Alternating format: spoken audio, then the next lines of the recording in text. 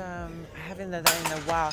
So that machine is at Atlantis, and it's from Quebec. It's where I'm from. And I remember when I was younger, I would go and drive all the way. It was like a 45-minute drive, and I would go every Saturday and just go train there and be there for like 5 hours again and just trying all the machines and everything. So I haven't used that row in so long. So when I saw it, I was like, you know what?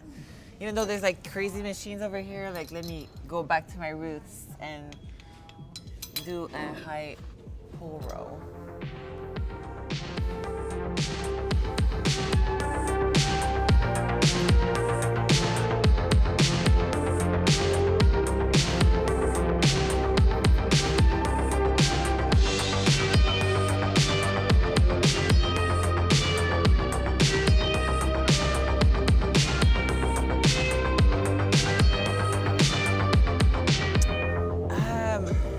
I did at one point change my workout when I was training for the Arnolds, but that was because of the coach that I was with. And then that's the only time someone did a training program for me. Otherwise, like my entire career, I always did my own program. But I would train with a knowledgeable trainer that was like give me like really great cues to help me with enhancing really basic movements. I love doing lunges, squats, hip thrusts, but do it them properly. And my workout haven't really changed. I want to say I'm always doing 12, 15 reps, no strength training, always big squeeze. I'm very, very anal when it comes to form. I'm a sucker for form. But I've been doing one thing this year, just try to progressive overload to each workout and every set. So yeah. So what does that mean? So you're building up each set, or what do you mean by that? Oh, so let's say I would do like an indication set. It's called indication set. So let's say that day, your strength, even though you write down your strength, let's say I did 60 on the row that day. But then the next week you come here and you didn't have enough sleep, or you didn't have your coffee before, and you start trying to work out and you can only lift 40 pounds that day. Well, okay, that's my indication set. 40 pounds, I'm gonna stop at 10 reps and make, the weight challenging enough for the strength of that day, and make sure that, I can get a 12, by my 12 reps, it's kind of like form is kind of off. So, yeah. Cool. Instead of just going through the motion,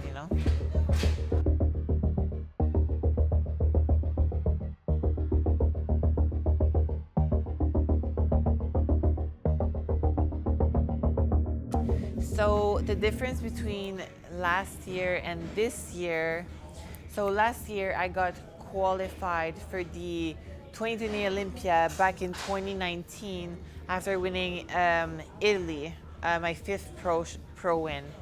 And I was able to kind of take off, and we were forced to take off because of COVID and the uncertainty of competing and what's not, but I always, kept myself in check because I wasn't sure if I wanted to compete at a certain show before the Olympia. Anyways, I just competed at the Olympia, and then here I am. I have to qualify again, but I also have to, make improvement and make sure that I have a better stage presence. So from my fifth place finish at the Olympia, I went back, on the drawing board, and I had to put on some quality muscle because I'm still a baby in the sport, Like after 6 years, like some people think that you're maxed out, and I really am not, which is like super fun. I was able to train quads, I was able to train hamstrings, I was able to train really, really hard. So I was super excited coming into my off season, and then I ate food, which is like amazing. And then I came into prep mode, just flip on the switch, 16 weeks out, 16 weeks of prepping, and then I'm just gonna rack show on shows and just trying to not only, get my Olympia qualification, because I have to get it one more time, yes, I'm not automatically qualified because I'm in the top 5. I have to qualify once again by winning a show or by points. But obviously, I'm going for a win, and I want to try that momentum. Build my momentum back again. In 2018, I won 3 shows back to back before leading to the Olympia. I had my best placing at the Olympia that year, my first Olympia finishing 2nd, and now I realize how big it is. So I really want to build that momentum back, just get the nerves out the way, because we can talk and practice as much as we can, but there's nothing like show day. When the nerves hits you and you have to do it because the show is right there and they call your name, there's nothing like it as much as you practice. So yeah, this year just went by so fast too, which is crazy. But I'm very looking forward to step on stage at the Olympia, which is in October, which is technically not even a year after. So every Olympia is normally in September, and it allows us a full year. And now it allows we have 9 months or something, which is different. But I think it's going to be a great show. I'm also doing Arnold before that in September, so a big schedule and in little time, but it's exciting. The back is really challenging for me. It's probably my favorite workout because it's so challenging for me. I know that I have to make so much improvement. Same thing with quads. So that's when you know you love training, when you actually love training what's the most challenging. Now we're on to shoulders. I'm done with my 3 sets for my back, and now jump into this giant set. So I'm doing a shoulder press, neutral grip on the hoist machine. Then I'm jumping on the Cybex machine for a press, just an overall, an overhead press. I don't know if you guys notice on that Cybex machine, it goes a little bit in a wide range of motion instead of going up over your head. So a good tip for if you don't have that machine, obviously, you can have it with dumbbells and just, try the same range of motion. Try to keep, your arm almost angled, to 90 degrees or a little bit over, and just lift the weight up, and you're really gonna feel it on that area of your shoulder. Then I go on this machine right there. It's just a standing side lateral. I do the first couple one, just up and squeeze at the top range of motion, and then I turn around, put heavier, and just try to partial rep as much as I can. Choose this machine. Okay, so when Gold's Gym Venice brought the hoist in, there was a revolution. Bodybuilders were so upset that they brought hoist machine, and I know they have not a great reputation. I'm sorry, hoist, if you didn't know, but in the bodybuilding world, they don't have a great reputation. I don't know why, because honestly, I've tried this one. I've also tried their glute machine, and I love the fact that they actually move your body. I think it adds some kind of tension. It's not as smooth. I can see why the guys maybe don't like it, just because it's hard to kind of lift it up, and it's not. But it's plate loaded. It's fancy. You can have some little iron plates, and I don't know. I feel that it's smooth for me. I like it.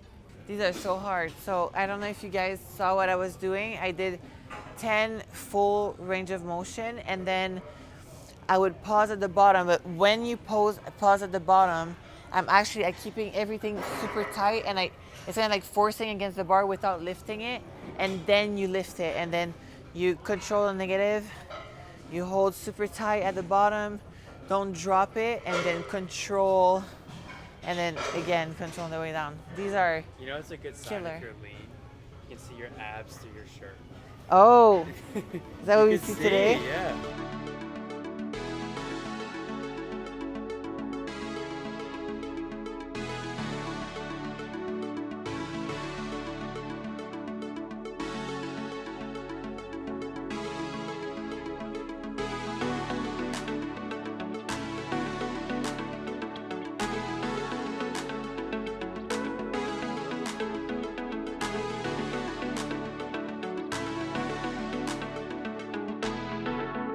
All right, so we just tried this Sorinex power squat, and it was so good, and I felt really comfortable doing 2 variations. So I did a squat, regular stance, just a little bit of hinge, and pumping my glutes up. And then once that is fired up, you can go into good mornings, and I can really get a good stretch and just power it up.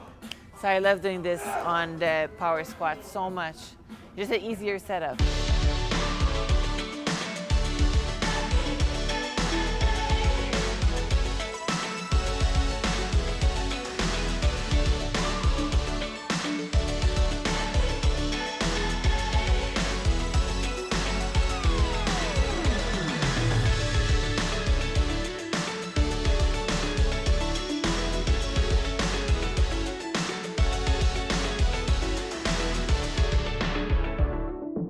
All right, so we are at the Blood Blaster machine. I know there's one at Goals. I know there's one at the NPC gym, warehouse gym in Pittsburgh, Pennsylvania, and that's the only 2 places that I've ever seen it. And it's actually the first time that I see a plate-loaded one, so that's interesting. And we have this little museum going on over here, which is very interesting. And I don't think, and nothing beats the Blood Blaster. Nothing. So when I saw that yesterday, I was like, this is gonna be probably the machine that I'm gonna do every single day until the Wednesday that I was talking to you about, just because it hits the glutes so good and doesn't hit quads or hamstring at all. So I'm gonna do 15 reps on each side. What do you feel like is like the ideal, perfect way to get a perfect butt? Ooh. Do you feel like compound movements are what does it for you, or what? Yeah, you really have to do both. Like, I've always done both. It's a matter of kind of finding your way to do it. So on a regular, glute focused day, I would always start with some either hip thrust or hip bridges, warm my glutes really nice, and then I would go probably in a kickback like that, or like reverse hyper, where I use my 2 legs. I don't really use like the unilateral machine at the end of my workouts, but you really have to do a mix of both. Different ranges. What did it for me, having resistance band included in your workout, activate your side glute, and don't neglect any of your gluteus medius, maximus. You have to, it's like a shoulder, you have to work all the heads. And some people sometimes neglect the rear delts, but in reality, what gives you that pop on your shoulder is all the rear delts. So yeah, just a mix of everything and kind of finding what works for you. Because I've been training with a training partner, and for her to really like activate her glutes, because she's so quad dominant or very hamstring dominant, it's just kind of like a knee placement sometimes and different cues. So that's when having access to a trainer really helps. But for me, I've never had really an issue with targeting my glutes. It's more growing my quads, I would say. One of the best advice I've ever received: control the positive. Control your emotions. Like, don't be a victim of the sport. Kind of feed yourself out of all the positive aspects of having an absolutely bad day, because you're gonna get through it and you're gonna be so much more stronger. Just see the positive in everything that's thrown at you, and remember to be grateful for the sport that we're in, and be healthy, and be in the ability of choosing what we eat every single day, of eating tilapia 7 times a day. Like, there's a luxury in everything. You just have to control your emotions, and it's a blessing, guys. Like, I think I always love the sport, obviously, but sometimes you can get in your own head and like, oh, is it worth all that? Of course it is. Once you get through that little shadow in your head, or that little like negative past, you're gonna get so much stronger, and you're getting stronger every single day. Now that I'm looking back after 6 years, after 6 years of doing preps over preps, and every preps are different, and it brought so much to me and growth and my surrounding, my environment. Now I'm able to understand and be who I really am and be strong about it. And all right, eating my food, guys. Meal number 2 of the day. It's so late. I'm very late on my food, but You are way late. wait, is it 3 or 2? 3:30. No, I think no. I'm a liar. It's my 3rd meal, okay? 3rd meal today. So what do we have? Some good old fish, and I think someone else is eating fish over here. Some tilapia that I grilled in my hotel room, and 100 grams of white jasmine rice with some salt, and that's honestly pretty much what I eat all day. How Just much rice are you eating? total or What's it like in this post-workout? meal? So it's This one is 100 grams of rice, post-workout 100 grams of rice, and 110 grams of tilapia. Almost the same. Taking 2 caps of glyco. It's my biggest meal with carbs of the day. So just making sure that my carbs are disposed at the right place. And I take 2 glyco post-workout and 2 glyco in the morning, first thing in the morning on an empty stomach. And I also have my burn. I'm not gonna take my burn right now. I'm gonna take it when I'm gonna do cardio later tonight. I do cut whey protein, iso pro. I cut all the pre-workout, pre-HD, anything that's flavored. I try to stay away from it just because I don't react really well with sweetener. Even stevia, I cut everything. I just keep, Glute HD, EAA Freeform. I take my burn, I take my Vita HD, I take my sleep. HD have an amazing wellness line, and I just love it. And it's essential to me, especially when I get so close to a show and my immune system gets weaker.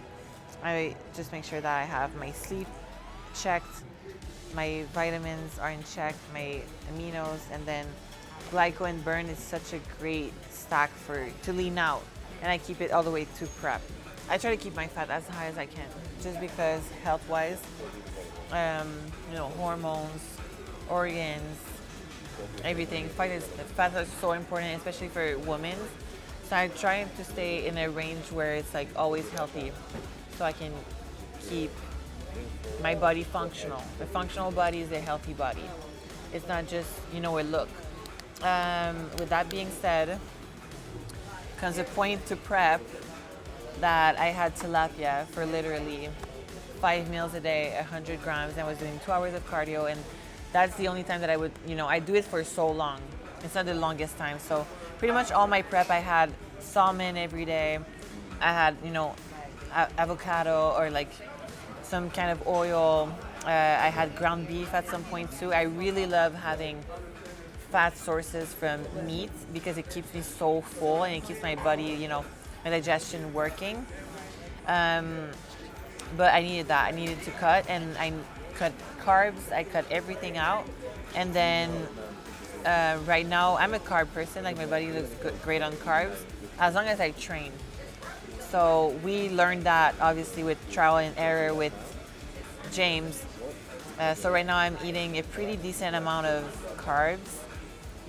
I have fats, I have nuts also in my diet, and then protein is lean protein. Just to keep, that I've been eating fish for the last 3 weeks now.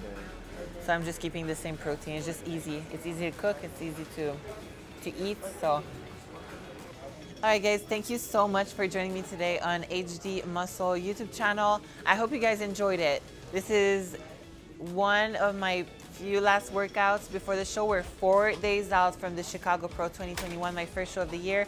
Thank you so much for following along. I hope you guys enjoyed this workout. And stay tuned. Stay tuned for more, because we got more for you. All right, guys, peace.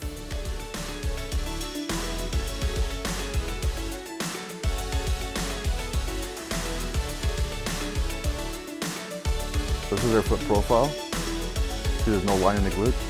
You know, she turns her foot just a little bit. Huge difference.